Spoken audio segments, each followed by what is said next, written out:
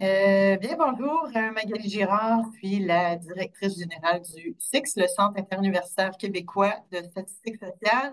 Et il me fait plaisir aujourd'hui d'accueillir deux personnes de Statistique Canada avec beaucoup d'expérience à Statistique Canada. Les deux ont plus de 30 ans d'expérience. Il s'agit de Patrick Saoul et Carole Sawé.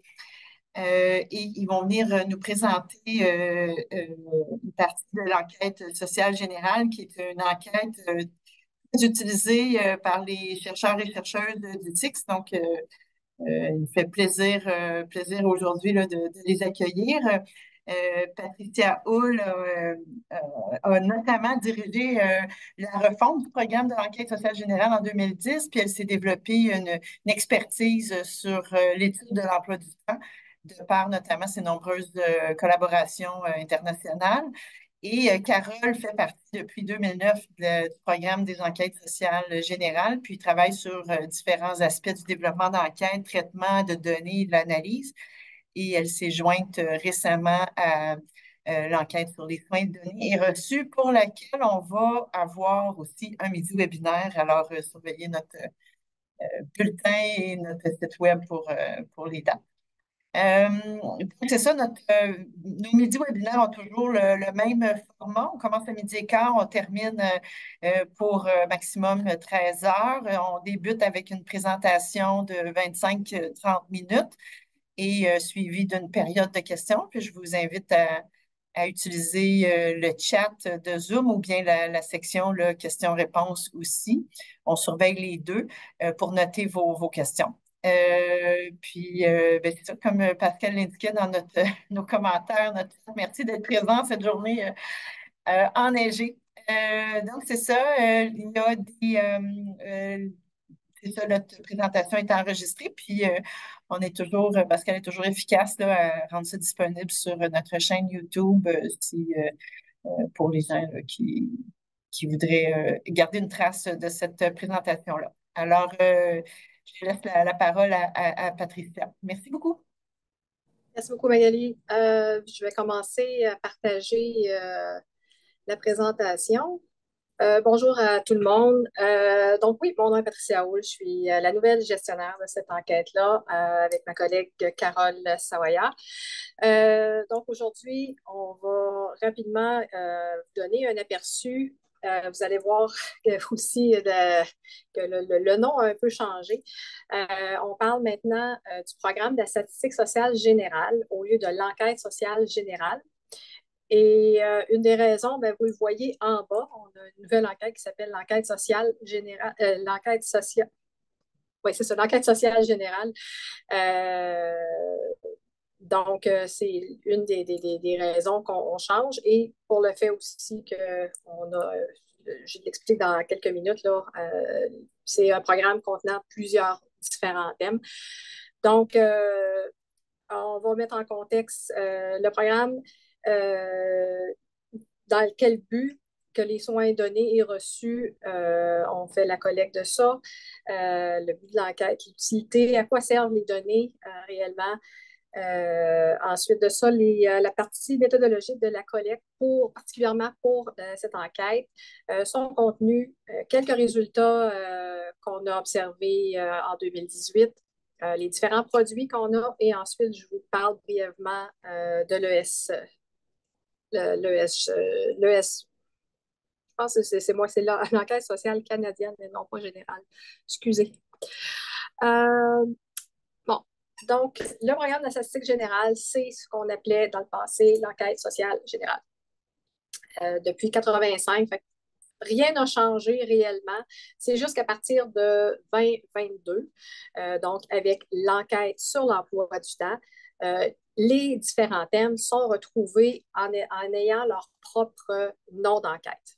Donc, 2022, c'était l'enquête sur l'emploi du temps. En 2023, c'est l'enquête sur les dons, la participation, le bénévolat. 2024, ça va être l'enquête sur la famille et les transitions. 2024 aussi dans la même 2025, excusez, ça va être le début de l'enquête sur la victimisation ou les voyons, excusez, j'ai le terme en anglais, j'essaie de me le trouver en français, la sécurité des Canadiens.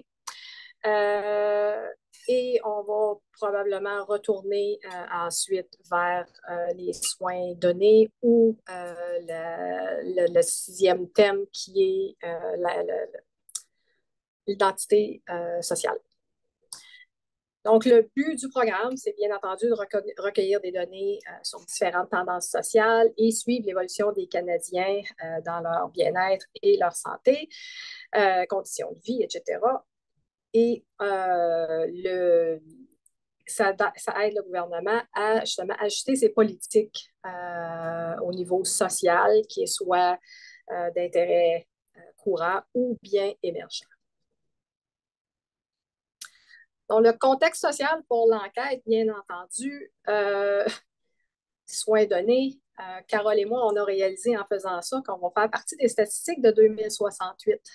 On parle que la population de 85 ans et plus va tripler d'ici 2068. La longévité est un enjeu aussi.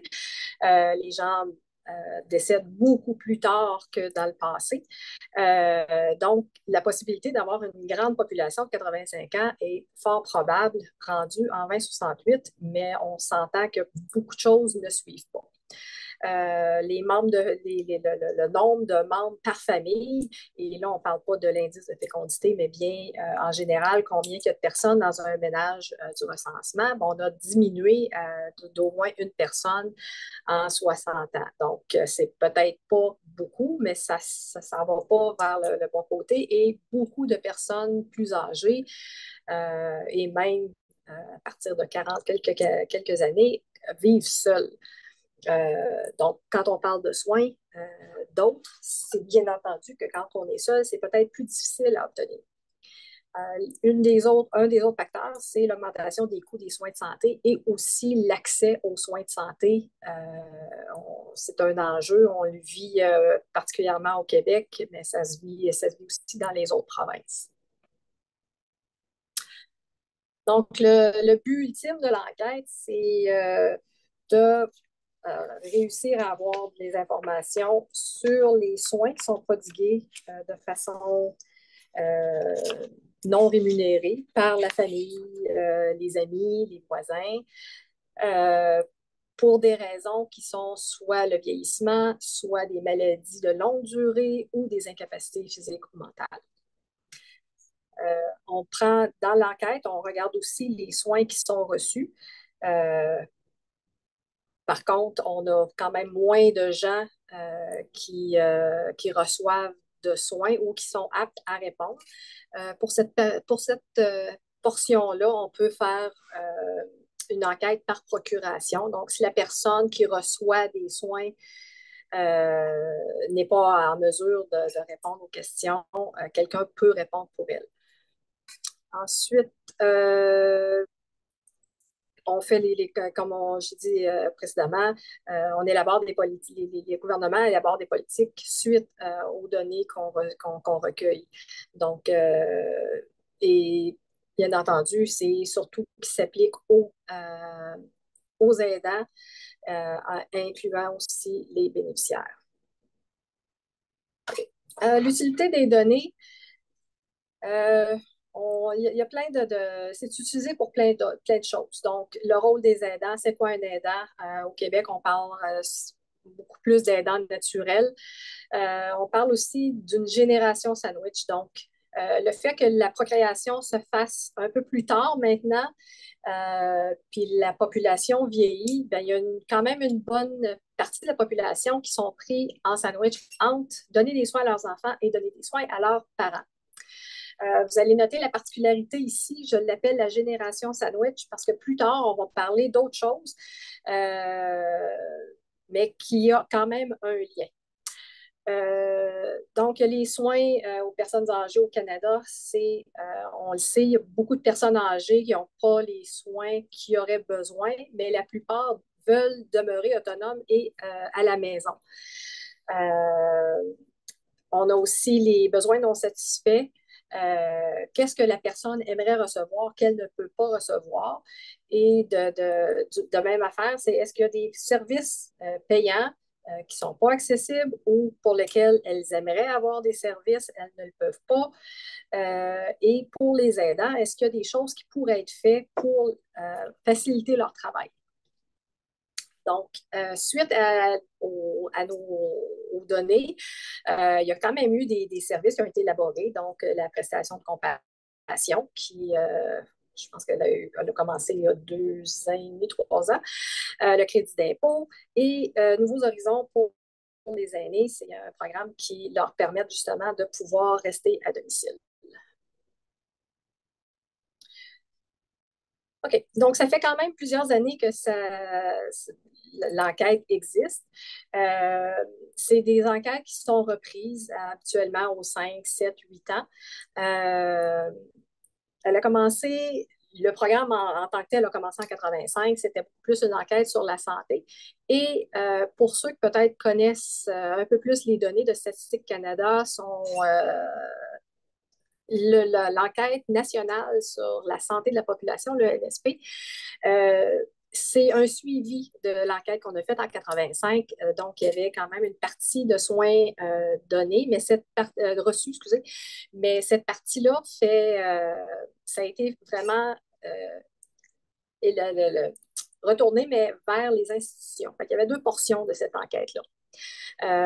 Ça a aussi été le début pour l'enquête sur la santé des collectivités au Canada.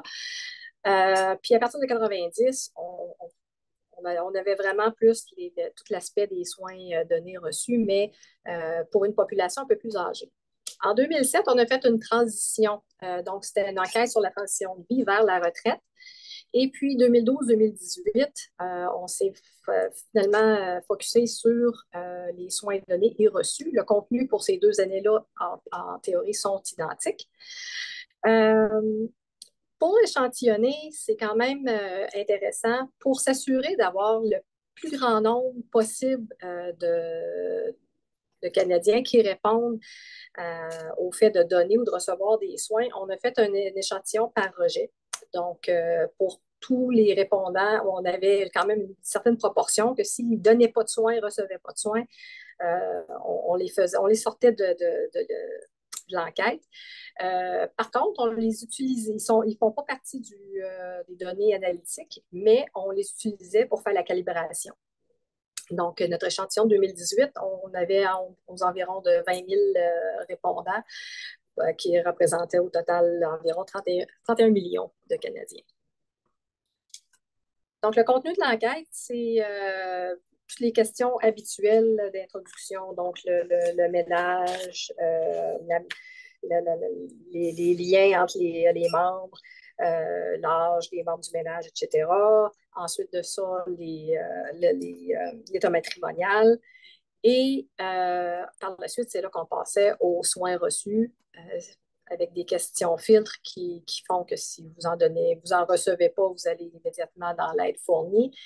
Et si la réponse est aussi négative, le rejet était fait à ce moment-là.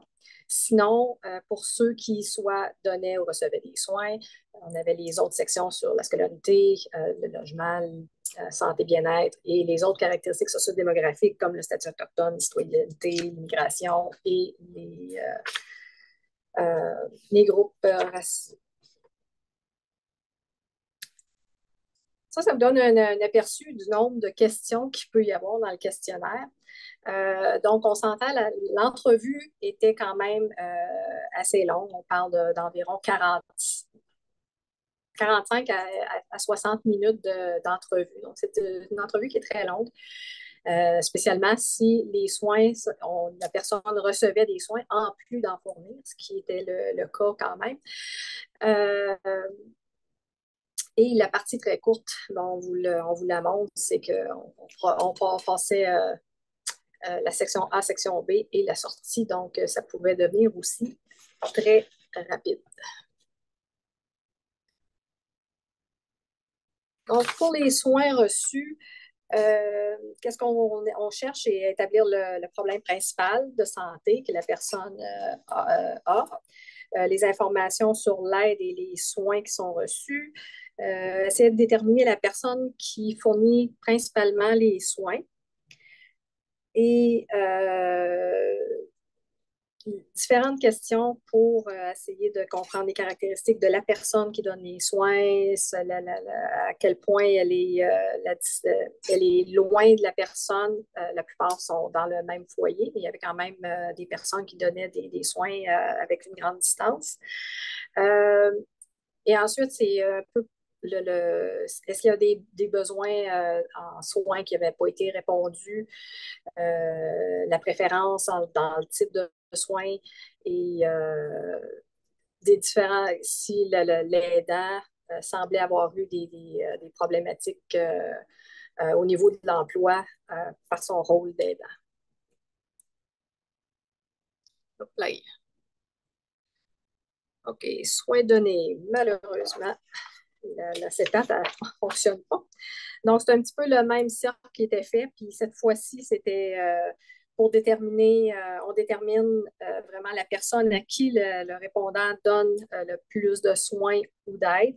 Donc, on commence vraiment très général en demandant tous les types de soins qu'il a pu fournir, à qui est-ce que les personnes le fournissaient. Donc, il peut y en avoir quand même plusieurs.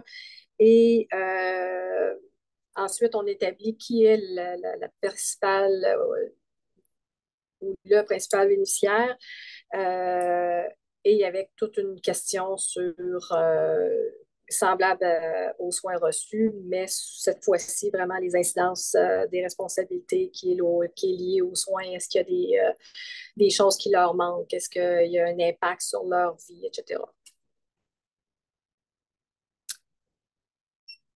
Okay. Même si on vient de dire que les deux derniers cycles, donc 2012-2018, sont ou utilisent exactement les mêmes questions, le même questionnaire,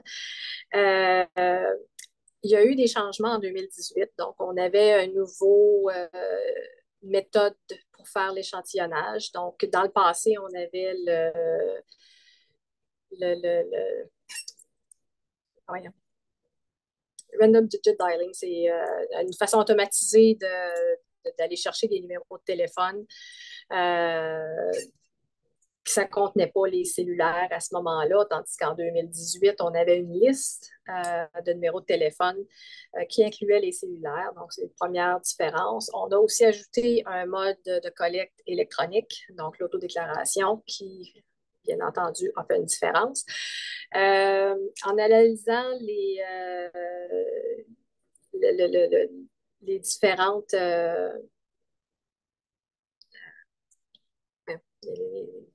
les différentes choses qui peuvent produire un effet de mode.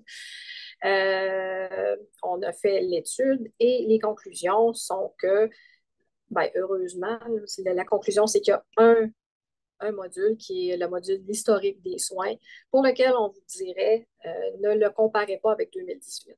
Vous pouvez l'utiliser, mais utilisez-le par lui-même. On a vu des variances et les variances seraient plutôt attribuables à l'effet de mode, au billet de non-réponse ou à la méthode d'échantillonnage. Donc, en 2018, mardi, c'était la journée sur les proches aidants. On avait près de 8 millions de Canadiens, donc 25% en 2018, qui fournissaient de l'aide non rémunérée. La plupart étaient de l'aide à un conjoint. Et on a quand même 41% des aidants qui passent de 1 heure à 3 heures par semaine à fournir des soins. C'est quand même pas négligeable. Et la plus grande problématique des aidants, c'est au niveau financier. Un autre fait qui était intéressant de voir, c'est qu'on avait quand même une plus grande proportion de jeunes qui fournissaient des soins déjà. Leurs membres de famille, amis ou probablement grands-parents. Donc, 19% de 15 à 30 ans qui ont prodigué des soins dans un moment quelconque en 2018. Les produits qui sont disponibles sont le fichier analytique, bien entendu, qui est dans les bureaux de recherche. Il y a la possibilité de faire des totalisations personnalisées. Ça coûte des sous, malheureusement. On ne peut pas les faire de façon gratuite ou, encore une fois, le fichier microdonnées que probablement que plusieurs d'entre vous connaissiez, qui sont maintenant disponibles gratuitement sur le site de StatCan. Il faut en faire la demande. Et il y a aussi toute une partie documentation de l'enquête, donc définition, source de données et méthodologie qui explique un petit peu ce que j'ai fait pour la façon de collecter ou le procédé méthodologique pour aller chercher les données. Euh, il y a eu plusieurs documents qui ont été faits en 2010. Je pense que la diffusion s'est faite probablement, si je me rappelle, je pense autour de février 2020 pour les données de 2018. Donc, il y a eu le quotidien, il y a eu 2 articles différents, le soutien reçu et l'expérience des besoins des aidants âgés. Et il y a aussi un tableau CanSIM sur les caractéristiques des aidants par province. Il y a une série d'infographies qui a été faite, donc il y en a eu 4. Il y en a eu 2 qui ont été faits sur les soins reçus et 2 sur l'aide donnée. Donc, la première à gauche, sur les aidants, ça représente quand même, ou ça reprend pas mal les faits saillants ou les données que je vous ai mentionnées un peu plus, juste quelques acétates plus haut. Les bénéficiaires de soins, une chose qu'il faut se rappeler quand on veut utiliser les données sur les soins donnés reçus, spécifiquement pour les soins reçus, c'est que la population est beaucoup plus petite. Donc, si on veut faire une étude au niveau canadien, actuellement, les données supportent. Aussitôt qu'on commence à vouloir y aller plutôt, soit par région, par province, à ce moment-là, souvent, on va s'apercevoir qu'on n'a plus suffisamment d'échantillonnage ou de cas pour supporter. Donc, ça, c'est un bémol un petit peu de qu'est-ce qu'on peut faire avec ces données-là. Donc, les femmes, ils représentent une plus grande proportion de gens qui reçoivent des soins. Euh, c'est aussi que les femmes vivent un peu plus vieilles, donc c'est un peu probant. Ensuite, les 2 autres qui ont été faites, c'est le nombre d'heures. Donc, c'est intéressant de voir. C'est de là aussi que provient le 1 à 3 heures. Et l'autre qui a été fait sur les soins reçus, c'est sur la santé mentale. Donc, les jeunes hommes, habituellement, vont consulter ou demandent de l'aide ou reçoivent de l'aide pour des problèmes de santé mentale dans la période plus jeune, dans ce que les femmes, c'est dans une période plus tard de leur vie. OK, ceci m'amène à vous discuter de l'enquête sociale canadienne, donc l'ESC au lieu de l'ESG. C'est une petite enquête qui a été préparée ou elle a été planifiée avant la COVID, mais elle a vraiment été mise en place au moment de la COVID. On avait besoin, le gouvernement demandait beaucoup de données, comment que ça se passe, etc. Et c'est une enquête qui est quand même très rapide. Le niveau démographique est beaucoup moins fin qu'avec n'importe quelle autre enquête. Donc, on a très peu d'informations sociodémographiques sur le répondant et sur le ménage. C'est le premier bémol. C'est sur différents thèmes. Il y a certains thèmes qui sont récurrents. La vague 6, qui était en juillet et août 2022, a eu un aspect vraiment plus particulier. Donc, il y a un projet qui a commencé à Statistique Canada sur l'économie de soins. Donc, l'économie de soins, c'est beaucoup plus global que les soins non rémunérés. On parle vraiment d'un secteur économique qui veut traiter et le non rémunéré et le rémunéré et inclut dans son groupe tous les dépendants de soins. Donc, pas uniquement des adultes ayant des conditions, des incapacités ou des maladies de longue durée ou le vieillissement, mais aussi on inclut tous les enfants en bas de 15 ans qui, sans aide, ne seraient pas capables de fonctionner par eux-mêmes. Euh, donc, c'est quand même bien différent de l'enquête qu'on regarde présentement sur les soins donnés, soins reçus, où la valeur ou le travail rémunéré est exclu de notre définition. Donc, les données qui ont été collectées, le nombre de répondants aussi à l'enquête sociale canadienne est beaucoup plus petit. On parle de 9 600 répondants. Parmi eux, il y en avait 4 600 qui étaient des aidants rémunérés et non rémunérés, et non pas, et où, on devrait dire, là, les deux étaient inclus. Donc, il ne fallait pas et faire un soin rémunéré et non rémunéré. C'était un ou l'autre, ou les deux.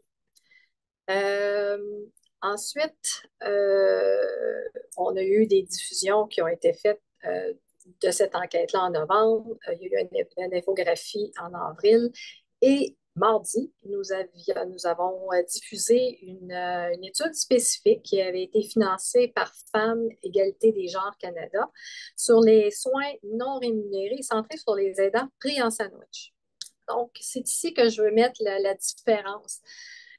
Tantôt, on parlait de la génération sandwich. Maintenant, on parle d'aidants pris en sandwich.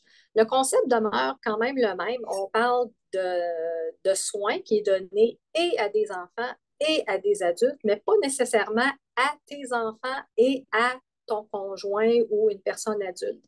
Donc, ici, on inclut aussi les grands-parents, parce qu'on a vu qu'avec beaucoup de grands-parents, oncles, tantes, etc., qui vont maintenant s'occuper d'enfants, de leurs enfants, donc leurs petits-enfants ou des neveux, nièces, mais aussi donner des soins soit à leur conjoint ou à une autre personne adulte de leur ménage. Donc, c'est vraiment très différent. Donc, les données ne sont absolument pas comparables. Il ne faut absolument pas utiliser ça et regarder versus ce qu'il y a eu en 2018. On a essayé autant comme autant de regarder s'il y avait une possibilité. Il n'y en a pas. Les deux mondes sont trop différents. Donc, c'est vraiment le bémol que je voulais, parce que je suis sûre que ça pourrait sortir. C'est malheureusement impossible. Donc, ça conclut la présentation. Donc, si vous avez des questions, ne vous gênez pas. Je vais arrêter de partager l'écran. Merci beaucoup, Patricia. Je me suis noté quelques questions. Il reste à peu près une quinzaine de minutes, mais on va commencer par les gens qui ont participé à la rencontre. Il y en a déjà une dans le chat. Ça dit, toute personne de moins de 15 ans est réputée avoir besoin de soins à cause de son âge, point d'interrogation. Il n'est pas nécessaire qu'elle ait un handicap ou limitation quelconque. Non, exactement. Pour l'économie des soins, c'est la définition qui a été retenue. Bien entendu, dans l'enquête pour les soins donnés et reçus, ce n'est pas le concept. Le concept, s'il y a des enfants, c'est uniquement des enfants pour lesquels ils ont une incapacité ou une maladie de longue durée. Donc, le concept n'est vraiment pas le même. C'est pour ça qu'on ne peut pas comparer les deux. Là. C'est bon, merci. Est-ce qu'il y a d'autres questions? Puis étant donné qu'on est un petit groupe, je pense que simplement vous pourriez prendre la parole pour faciliter les échanges. Puis peut-être en attendant qu'il y ait des questions qui viennent, juste pour être certaine, là, quand on parle de ESC puis ESG, ben, concernant les soins donnés puis le concept de prix en sandwich ou génération sandwich, est-ce que dans la documentation que les chercheurs reçoivent quand ils accèdent aux données dans les CDR, est-ce qu'il y a une mention claire, pour éviter justement, ça serait facile de confondre, où les chercheurs pourraient facilement être tentés de vouloir justement demander l'accès à ces deux données-là pour regarder, pour avoir plus de variables. Est-ce qu'il y a comme un avertissement dans les guides dans les livres de code ou autres documentations qui leur sont remis? Spécifiquement dans l'ESC, je dirais que non. Mais si on regarde, si les chercheurs vont regarder un petit peu ce qui s'est fait, il y a vraiment mon Dieu Seigneur, parce que je cherche mes mots en français, c'est pas bon. Euh, On a un cadre conceptuel pour l'économie de soins. C'est un document à part qui est fourni à peu près dans toutes les analyses qu'on fait. OK. Euh, pour bien déterminer c'est de qui on parle ici versus dans le SG ou le programme de la statistique sociale générale. On spécifie aussi dans nos manuels d'utilisateurs de Oui. qui est inclus et pas. Donc, c'est vraiment ces deux mondes à part. Malheureusement, je ne pense pas que dans le manuel, je ne suis même pas sûre qu'il y a eu un manuel qui est fait pour le SC. C'est tellement produit rapidement, c'est 4 différentes enquêtes par année. Je pense que Oui, le ça a manuel, plus l'air d'être d'enquête éclair, là, finalement, avec un oui, petit c'est ça. échantillonnage pour avoir un portrait général de la population, mais c'est pas comme le SG où est-ce que là, vraiment, tu sais, c'est fait pour que ce soit utilisé par plusieurs chercheurs qui étudient différents angles, puis tu sais, là, on peut vraiment faire tu sais, du longitudinal en fusionnant plusieurs cycles de l'ESG ou des choses comme ça. Avec l'ESC, c'est vraiment comme des sondages éclairs, là, un peu. Oui, oui, c'est ce sondage éclair qui peuvent se répéter. Puis mon Dieu, tu m'as dit quelque chose, puis je voulais arriver là-dessus, là, mais euh, Mais ce que je disais, en fait, c'est que le SC, c'est plus pour avoir un portrait général, donc pas tant pour étudier différents angles de la question ou du découpage bien fin, territorial ou peu importe, là, c'est c'est ça. ça. Mon point, c'était que pour le SC, c'est habituellement autour de maximum 70 questions qui comprend aussi la démographie versus nos OK, c'est 30 ça. questions qu'on a eues pour l'enquête. Là, fait que c'est Rien à voir complètement avec le SG, c'est ça. non, vraiment pas. Bon, j'ouvre toujours la porte là, aux gens à poser des questions, mais je vais en profiter. Là, j'ai le micro. Euh, Vous l'avez bien dit, là, le SG, c'est vraiment une enquête phare à Statistique Canada. Puis là, je comprends le changement de nom parce que c'est plus un programme. Puis chaque cycle, finalement, au lieu d'appeler ça des cycles ou des vagues, ça va être, ils vont avoir chacun leur nom, finalement. Puis avec, il va y avoir toujours un certain nombre de variables qui se répètent d'une enquête à l'autre. Fait qu'un peu. Ma question, en fait, c'est outre le changement de nom, est-ce qu'il va y avoir d'autres changements en termes d'orientation, d'objectifs et ça, qui pourraient rendre plus difficile? Tu sais, on a des chercheurs ici qui fusionnent plusieurs cycles de léger là, sur, je sais pas, 20 ans, puis ils font tu sais, de l'analyse longitudinale ou d'autres méthodes pour regarder ça sur du long terme. Est-ce que, du fait de leur changement de nom, il va y avoir certains changements d'orientation ou d'objectifs de cette enquête-là qui pourraient rendre plus difficiles les comparaisons, outre les avertissements que vous avez donnés là, au niveau de la collecte de données, là? Oui.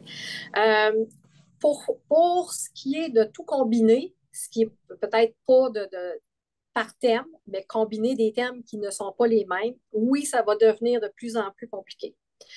Euh, les taux de réponse chutent à vue d'œil à peu près partout. On a beau essayer des nouvelles méthodes, donc on coupe beaucoup sur le contenu. Tout le Mm. contenu qui n'est pas nécessaire, de plus en plus, la beauté et le défaut de l'ESG de l'époque, c'est qu'un contenu était gardé de thème en thème, même si ça nécessairement, ça n'allait pas nécessairement avec. Euh, Quand on a fait la refonte, on a commencé à regarder et dire ben, qu'est-ce qui va là, qu'est-ce qui doit absolument être gardé. Mm. Mais même maintenant, c'est est-ce que c'est vraiment nécessaire? Avec toutes les lois de la vie privée, si ça, c'est Mm. quoi qui justifie d'avoir la question? La question sur l'orientation sexuelle, par exemple. Est-ce que c'est justifié de l'avoir sur tous les cycles? Ben, Mm. probablement pas. Il y a certains termes qui n'en ont pas de besoin. Donc, chaque question est maintenant regardée. Donc, c'est très important à partir de, je dirais même 21, là, de regarder le dictionnaire des données pour voir si la question ou le thème que la personne veut regarder, c'est toujours là et ça inclut toujours ce que les autres voulaient. Je dirais que récemment, c'est une des choses qu'on doit le plus fournir aux chercheurs qui demandent accès aux données. Malheureusement, ça, c'est plus là. Si vous voulez faire ça, c'est plus la bonne chose. On peut plus combiner. Fait que ça devient de plus en plus difficile. Fait Mm. que ça va être une certaine mise en garde là, que ce qu'on pouvait faire peut-être dans le passé, malheureusement, ce sera peut-être pas toujours. On essaie le plus possible de garder quand le contenu est là, mais on se fait demander au bout de champ, ben, couper, réduisez. On essaie de limiter maintenant autour de 20 minutes le contenu. Ah oui, OK. Donc, Ouais, c'est ça pour limiter finalement les chutes de taux de réponse là, à vos enquêtes. OK. ouais. Puis, dernière question pour ma part, j'imagine que ça quand même demeure disponible il est toujours possible de fusionner cette enquête-là, le SG, là, le cycle sur les soins donnés, soins reçus avec des bases de données administratives ou d'autres enquêtes de Statistique Canada qui sont disponibles dans les CDR pour avoir des données liées. Oui, parfait. Ben, c'est bon. Ben, s'il n'y a pas d'autres questions, merci beaucoup, Patricia, pour votre présentation. Merci à tout le monde. Ah, là, je vois, il y a peut-être une autre question de Hélène Camira. C'est bon, juste attends. Oui, ben, je vais en profiter, comme il reste un peu de temps. Bon, Euh, en fait, question un peu large. Comme ça s'appelle l'économie des soins maintenant, est-ce que c'est parce que ça a des visées peut-être ou un objectif de faire des collaborations avec d'autres ministères, essayer de faire des projections sur combien ça coûte ou combien on peut sauver en ayant des proches, des personnes proches aidantes qui s'occupent des personnes vieillissantes de plus en plus à la maison? Quelles sont les économies qu'on fait comme société ou au contraire, combien ça nous coûterait de ne pas les avoir? Est-ce qu'il y a des objectifs un peu macro-finance de ce côté-là, de macroéconomie? Écoute, le projet d'économie de soins, quand ça a été concocté, ce qui n'est pas encore quelque chose qui remplace les soins donnés reçus en tant qu'enquête, là, c'est vraiment un projet qui était lancé. Et oui, le but ultime, c'était d'essayer d'avoir une estimation de combien ça pourrait coûter au total. Bon, nous, on a un PIB, mais plusieurs pays ont des PIB voyons, volant qui inclut tout ce qui est non rémunéré. Oui, l'intention, c'était l'économie de soins qui est autant l'éducation, la petite enfance, les garderies, etc., et les travailleurs sociaux. C'était d'essayer de combiner le tout et de donner une valeur. Pour l'instant, le projet est latent. On a fait le cadre conceptuel. Il manquerait certaines parties, puis ça, c'est les parties plus difficiles, c'est d'aller chercher la valeur économique. Euh, il y a eu une étude qui a été faite en incluant tout le monde des soins. Quelqu'un qui se casse une jambe, qui a besoin de quelque chose qui est ponctuel, on ne peut pas le mettre là-dedans. C'est pour ça que nous, on a vraiment mis une description de c'est qui les bénéficiaires. Et le bénéficiaire, c'était la personne qui a réellement besoin de ça, mais pour être active dans la vie. Je peux être active si j'ai un transport parce que je suis une personne handicapée, mais aussitôt que j'ai ça, je participe à la vie à la société. C'est ça qui cherche, c'est ça qu'on veut cerner. Donc, c'est quand même très complexe. On ne peut pas juste dire, ah ben oui, on va utiliser les descriptions de travail, d'industrie, puis on va toutes les cerner. Non, c'est beaucoup plus complexe. Donc, pour réussir à le faire pour le Canada, c'est ça. On faudrait être en partenariat peut-être avec autant le ministère de la Santé, des choses comme ça, pour avoir une vue d'ensemble. Puis, mais on n'en est pas là encore. Mais ouais, c'était un des buts ultimes. C'est ça. Beaucoup de variables potentiellement intéressantes pour des analyses. Pas mal de potentiel. Merci, merci beaucoup. On va prendre une autre question. Il y a Sabin qui a levé sa main. Si vous pouvez prendre la Merci. parole. Oui. Ok, merci. Bonsoir à tous et à toutes. Merci Patricia pour cette brillante présentation. Je pense qu'il y a beaucoup de la matière dans cette présentation. Alors, j'avais une question par rapport à la notion du temps. En tête, on parle aussi, parce que qui dit que ce soit les soins non rémunérés ou rémunérés, il y a la question du time use qui est là derrière. Ben, généralement, j'avais travaillé sur l'enquête budgétant du Sénégal il y a un moment pour voir les questions de la valorisation du travail domestique non rémunéré qui est fait en grande partie par les femmes, hein, contrairement effectivement, je sais pas pour le Canada, parce que c'est pour mettre en avant également, rendre visible ce qui est invisible, parce que le travail des femmes, etc. Donc je voulais savoir, est-ce que dans le cas du précis, effectivement, de l'enquête ESG, que ce soit ESG ou bien votre enquête, est-ce qu'on peut, le facteur temps ici est une variable qu'on peut isoler et voir en termes de temps reçu ou bien du temps donné. Est-ce que c'est possible de faire une telle analyse dans cette enquête? Merci. Écoute, on a quand même une enquête sur l'emploi du temps qui, je peux l'annoncer, la diffusion va se faire le 5 juin de cette année pour les données de 2022. On est très heureux. Pour ce qui est, mais puisque vous connaissez la façon de fonctionner de l'emploi du temps, on a vraiment une période de 24 heures. Donc, on a un aperçu très réaliste du montant de temps, comparativement à l'enquête qui, elle, va demander au cours d'une semaine, au cours du dernier mois, au cours de l'année, combien de temps vous fournissez. Donc, l'effet de temps n'est pas spécifique comme peut l'être le nombre de minutes passées à donner des soins non rémunérés qu'on collecte dans l'emploi du temps.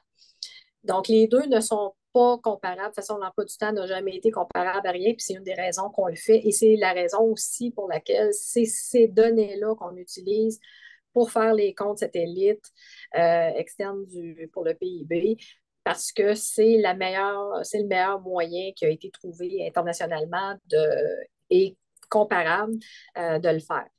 Donc, la valeur de temps, elle est quand même estimée. Et une des infographies, c'est justement sur le nombre d'heures ou le temps général qui est fourni, mais ce n'est pas spécifique comme on peut l'avoir avec l'emploi du temps.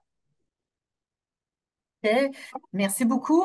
Il est 13 heures. On va s'arrêter là. Merci beaucoup, Patricia. Comme je rappelle, j'ai mentionné en début, c'est enregistré, ça va être rendu disponible sur notre chaîne YouTube parce qu'elle est toujours très efficace à rendre ça rapidement disponible. Alors, merci à tous et bon après-midi.